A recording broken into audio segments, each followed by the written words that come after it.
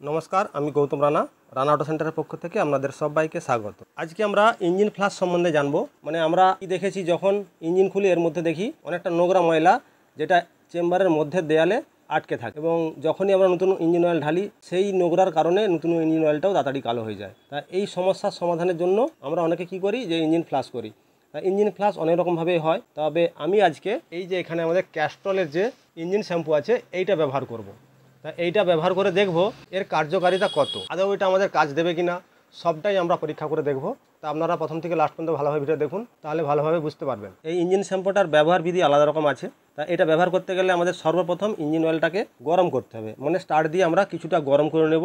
তারপর কিন্তু আমরা এর মধ্যে এই পুরো ডাব্বাতে যতটা আছে সবটাই ঢেলে দেবো। তার আগে দেখে নিই সর্বপ্রথম ইঞ্জিন অয়েলের কোয়ালিটিটা কেমন আছে, কেননা আমরা যেহেতু টেস্ট করব এর কাজটা সম্বন্ধে, মানে এটা কতটা কাজ করছে, সেই জন্য আমরা প্রথমে আগে ইঞ্জিন অয়েলটা চেক করে দেখি। তুলে এক ফোঁটা দাও।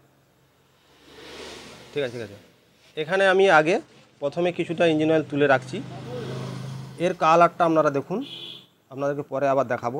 এরপর আমরা এখানে নিচে যে ট্যাপিট কভারটা থাকে, তা এইটা আমরা খুলে নেব। এর মধ্যে কতটা নোংরা আছে বা দাগ কতটা আছে সেটা আগে চেক করে দেখি, তবে আমরা বুঝতে পারবো এটা কাজ কতটা।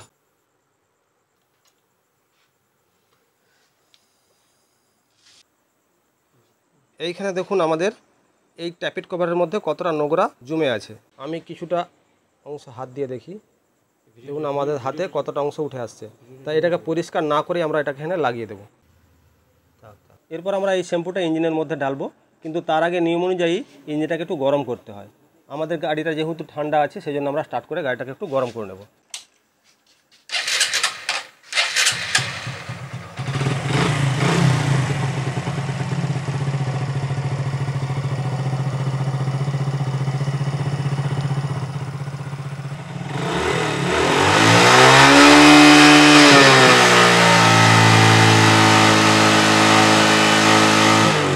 আমাদের ইঞ্জিনটা মোটামুটি একটু গরম করে নিয়েছি, প্রায় 10 মিনিট ধরে চালিয়েছি।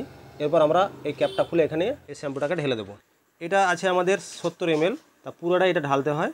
তা এটার এমআরপি আছে দেখুন 150 টাকা। আমরা এটা পুরোটাই ঢেলে দেবো এর মধ্যে।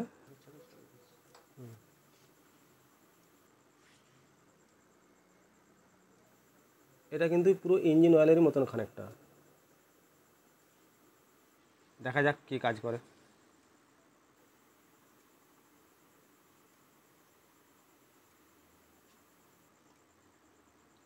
আমরা এই শ্যাম্পুটা ঢেলে এটা টাইট করে নিয়েছি। এরপর আমরা 5 মিনিট ইঞ্জিনটাকে গরম করব।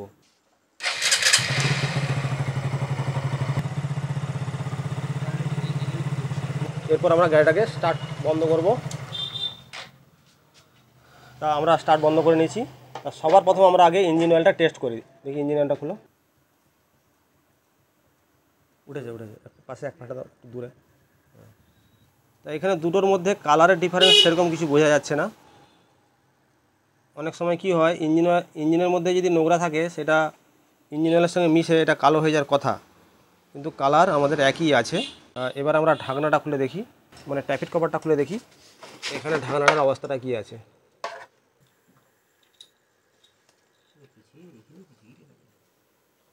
সেই কাজ নেই। এই যে দেখুন এই অবস্থা। তা আগে আমি যে কালারটা দেখেছিলাম, এখন যে কালারটা প্রচুর গরম হয়ে গেছে, হাতে রাখা যাচ্ছে না। দুটোর মধ্যে তফাৎ কিছুই নাই। তার মানে এখানে আপনারা কি বুঝলেন, আদৌ কি এই শ্যাম্পুটা কাজ করলো? আমি কিন্তু ওদের দেওয়া নিয়ম অনুযায়ী এটা ব্যবহার করেছি, মানে ওরা এখানে যেটা বলেছে সেভাবে আমরা ব্যবহার করেছি। প্রথমে ইঞ্জিনটাকে গরম করতে হবে, তারপর ইঞ্জিন অয়েলের মধ্যে এটাকে ঢেলে দিয়ে 5 মিনিট আবার গরম করতে হবে, তারপর ইঞ্জিন অয়েলটা ড্রেন করতে হবে। তো আমরা ইঞ্জিন অয়েলটা ড্রেন করে দিয়েছি, কিন্তু রেজাল্ট যেটা আমরা দেখতে পেলাম দুরকমভাবে পরীক্ষা করে। প্রথমেই আপনাদেরকে দেখালাম যে ইঞ্জিন অয়েলের মধ্যে কোনো কালারের ডিফারেন্স আসেনি, তার মানে এর কোনোই ক্ষমতা নেই। আর এখানেও দেখুন একই অবস্থা।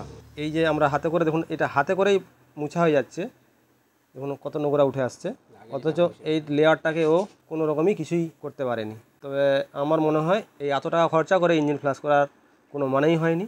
তো ইঞ্জিন ফ্লাশ করার আরেকটা আলাদা পদ্ধতি আছে, সেটা আপনাদের দেখাবো আমি পরে অন্য ভিডিওতে। তাতে করে অনেক কম খরচে এর থেকে অনেক ভালো পরিষ্কার হয়। আপনারা আমার সঙ্গে জুড়ে থাকুন, মানে যেসব বন্ধুরা আমার চ্যানেলটা এখনও সাবস্ক্রাইব করেননি তারা অবশ্যই সাবস্ক্রাইব করে রাখুন। আজকে এখানেই শেষ করছি, পরে আমি ইঞ্জিন ফ্লাশের আলাদা ভিডিও নিয়ে আপনাদেরকে দেখাবো। তো আপনারা সবাই ভালো থাকুন, সুস্থ থাকুন, পরের ভিডিওতে আবার দেখা।